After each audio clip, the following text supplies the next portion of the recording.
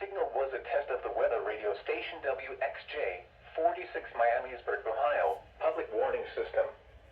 During potentially dangerous weather situations, specially built receivers can be automatically activated by the signal to warn of the impending hazard. Tests of the signal and receiver's performance are normally conducted by the National Weather Service between 11 a.m. and noon each Wednesday. If there is a threat of severe weather, the test will be postponed to the next available good weather day. Reception of this broadcast, and especially the warning alarm tone, will vary at any given location. This variability, normally more noticeable at greater distances from the transmitter, can occur even though you are using a good quality receiver in good working order. The warning alarm tone will be activated for hazardous watches and warnings for the following counties in Ohio: Butler, Champaign, Clark, Clinton, Dark, Greene, Logan, Miami, Montgomery, Preble, Shelby, and Warren. And in Indiana, Fayette, Union, and Wayne.